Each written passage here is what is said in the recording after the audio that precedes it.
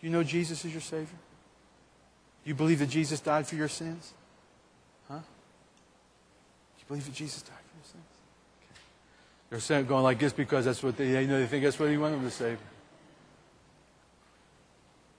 Jesus said, suffer the little children to come unto me. Huh, sweetheart? Isis, right? Huh? You sweetheart. He says, suffer the little children to come unto me. We better teach them. Listen, I'm going to tell you something. I grew up in a time when people said, well, we'll let our kids make their own decisions. How many people know what that turns out to be? They let me make my own decisions. I didn't make too many good ones. We need to teach them. We need to pray for them. We need to love them. And love them so much that we teach them about Jesus. And make sure, don't take it for granted. Make sure that they know who Jesus is. Because I don't want to see one of these little ones go to hell. Jesus said, suffer the little children to come unto me.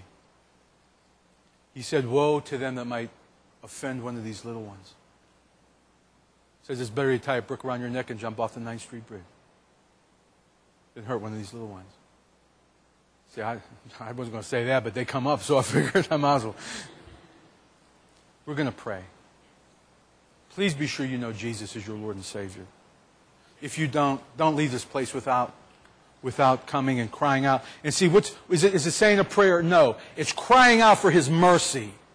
It's saying, I know that the only way I could ever miss hell is through being washed in the blood of Jesus Christ. I'm sorry for my sins. God, I need your mercy. It's realizing that you're a sinner, that you need to be saved by the grace of God. It's not saying some 12-word prayer. I'm going to pray, and we're going to close. If you do not know Jesus as your Lord and Savior, please don't leave here without knowing Him.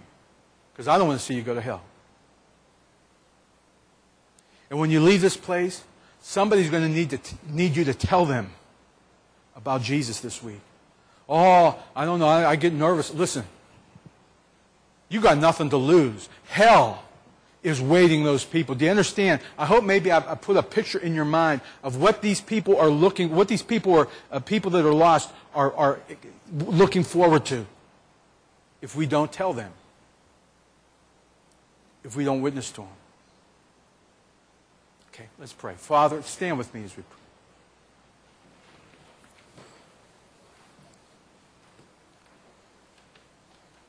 There's a song.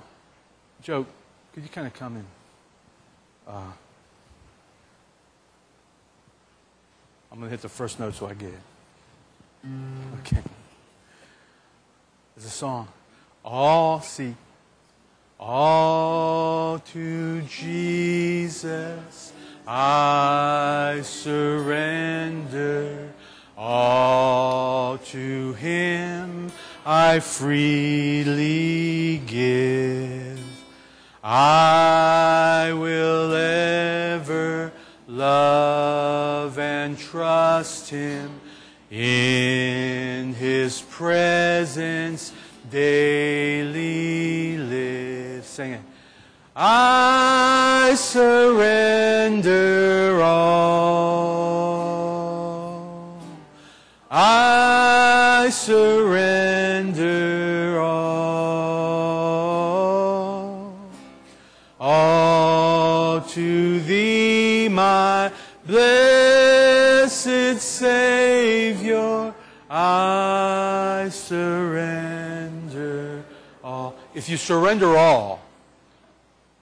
If you surrender all, you have nothing to lose. If you give it all to Him, you have nothing to lose.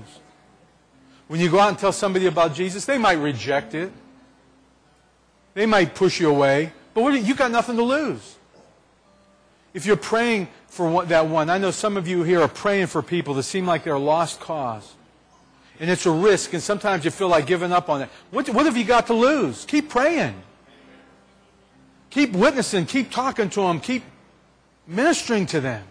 They might push you away and push you away and push you away, but there's going to come a time when maybe that anointed Word of God might just draw them because His Word doesn't come back void. What have you got to lose? You have only to gain a soul saved from hell. Sing it. I surrender all. I surrender all. All to Thee, my blessed Savior, I surrender all. Father, we want to stand here in your presence. First of all, Father, I pray if there's any in this place that have never made Jesus their Savior, if there's any in this place that do not know the promise of the mercy of God through the faith in the blood of Jesus Christ and the cross of Christ, Father, I pray that they would not leave this place without coming forward, talking to me or talking to my wife or talking to somebody who can lead them to a knowledge. Father, I pray, Father, if there's those that want to come up and kneel and pour their heart out and ask God for His mercy. We need your mercy, God. God, I need your mercy. God, the life I've lived has been, Lord, I need your mercy. I don't want justice. God, please don't let me face justice. I need mercy that I can only find at the cross of Jesus Christ. If there's any, we're going to close in prayer, but this altar, our front pew, is going to be like our altar. You can come and pray and ask God call out for His mercy.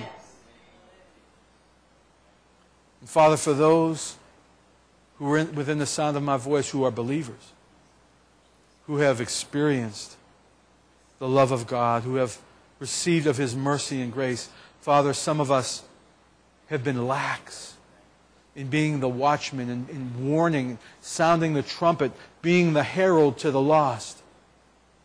Father, you're not calling all of us to stand on a street corner and preach. You're not calling us, all of us, to be pastors, but you're calling all of us to be witnesses. You've called us to go and make disciples. That was your commission. And I think, Lord, as Jesus prayed for His disciples, He says, I pray that God would keep you in the world, not of the world, but in the world, that He would keep you in the world, that He would use you, that He would anoint you, that He would make you one in Christ. Father, help us realize our responsibility to share your word. We're going to sing that chorus one more time and we're going to close. But listen, after we're done, if you need prayer, Pastor Todd is here, like I said, my wife, we'd be happy to pray with you after. Please don't leave if you want prayer. Please come up.